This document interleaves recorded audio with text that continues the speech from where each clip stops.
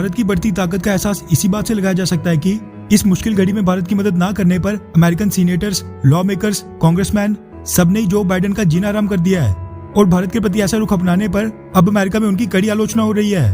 American navy की 7th fleet के naval ships जब भारत के एक्सक्लूसिव इकोनॉमिक जोन से गुजरे थे तब भी कई अमेरिकी सीनेटर्स जो बाइडेन के खिलाफ उठ खड़े हुए थे और उनको याद दिला रहे थे कि चाइना को रोकने में भारत ही अमेरिका की मदद कर सकता है। ऐसे में भारत के साथ ऐसे छोटे मोटे विवाद ना पैदा किए जाएं। फिर उसके बाद एक बहुत ही पावरफुल सीनेटर टॉड यंग ने भी जो बाइडेन को यह हिदायत दी थी कि रशिया के साथ S-400 मिसाइल डिफेंस सिस्टम की डील पर अमेरिका को भारत पर सैंक्शन नहीं लगाने चाहिए, क्योंकि अमेरिका कुछ भी करे, कोई भी प्रतिबंध लगाए,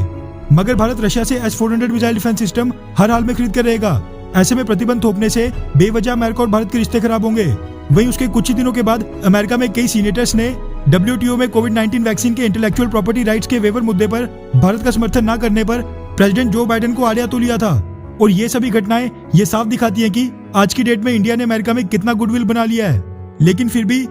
लास्ट अथॉरिटी तो प्रेसिडेंट जो बाइडेन के पास ही है, जिन्होंने फिलहाल कोविड-19 वैक्सीन मैन्युफैक्चरिंग से संबंधित रॉ मटेरियल्स भारत को सप्लाई करने पर पूरी तरह रोक लगाई है। और भारतीय फार्मास्यूटिकल कंपनियों और भारतीय सरकार की मदद की गुहार के बाद भी अमेरिकी राष्ट्रपति जो बाइडेन अपने आइडियल बिहेवियर को बिल्कुल नहीं छोड़ रहे हैं, जिसके बाद अब यूएस एडमिनिस्ट्रेशन में भारत के कई सपोर्टर्स ने जो बाइडेन की नाक में दम कर दिया है। दरअसल हिंदुस्तान टाइम्स के हवाले से एक मीडिया रिपोर्ट सामने निकल कर आ रही है कि अमेरिका के सबसे पावरफुल लॉबिंग ग्रुप माने जाने वाले the US chamber of commerce ने जो बाइडेन से भारत को अनयूज्ड एस्ट्राजेनेका कोविड-19 की वैक्सीन भेजने के लिए कह दिया है। साथ में एक और पावरफुल सीनेटर बर्नी सैंडर्स ने जो बाइडेन को नसीहत देते हुए कहा कि आज के इन मुश्किल हालातों में अमेरिका को बिल्कुल सही काम करना चाहिए और पूरी दुनिया में अमेरिका की क्रेडिबिलिटी यानी विश्वसनीयता को बनाए रखना चाहिए। ऐसा उन्होंने इसीलिए कहा क्योंकि प्रेसिडेंट जो बाइडेन इस मुश्किल की घड़ी में अपने एलाइज और क्वाड मेंबर दोस्त भारत का ही साथ नहीं दे रहे हैं।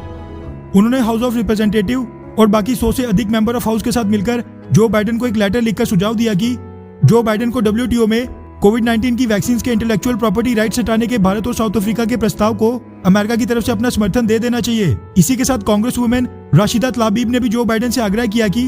भारत में बढ़ते कोरोना वायरस के केसेस से एक बार फिर से साफ हो गया कि ये पैंडेमिक तब तक नहीं जाएगी जब तक पूरी दुनिया इससे सेफ नहीं हो जाती। इसलिए कोविड-19 वैक्सीन की ग्लोबल प्रोडक्शन को बढ़ाने के लिए जो बाइडेन WTO में पेटेंट वेवर को अपनी सपोर्ट दे दें। इसी के साथ एक और बड़े डेमोक्रेट लॉ मेकर एड मार्के ने भी जो बाइडेन से रिक्वेस्ट करके कहा कि हमारे पास अमेरिकन सिटीजन्स के लिए काफी वैक्सीन हैं, इसलिए हमें भारत जैसे पार्टनर की मदद को नहीं नकारना चाहिए। इसी के साथ रिप्रेजेंटेटिव हेले स्टीवंस और कांग्रेसमैन ग्रेग मैक्स ने भी कोविड-19 से लड़ने के लिए भारत को फुल समर्थन और सपोर्ट की पेशकश की है। भारत के लिए अमेरिका में इतनी खतरनाक लॉबिंग देखने के बाद US secretary of state Blinken ने कुछ ही घंटों पहले बयान देकर कहा कि हम कोविड-19 की सिचुएशन को लेकर भारतीय सरकार के साथ मिलकर ऑलरेडी काम कर रहे हैं और बहुत ही जल्द भारत के लोगों और हेल्थ केयर हीरोज के लिए अमेरिका की तरफ से एडिशनल सपोर्ट भी भेजी जाएगी।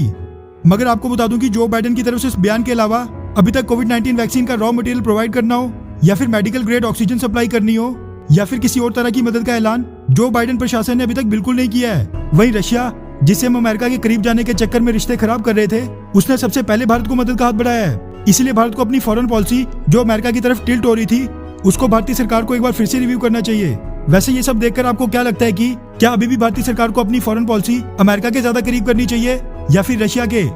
या फिर अमेरिका और रशिया के बीच में न्यूट्रल रहना चाहिए? नीचे कमेंट करके अपनी राय जरूर बताएं। अच्छा सुनो, चैनल को सब्सक्राइब करो, उसके बाद घंटी बजा देना ताकि अगली वीडियो आपसे मिस ना हो पाए। Thank you.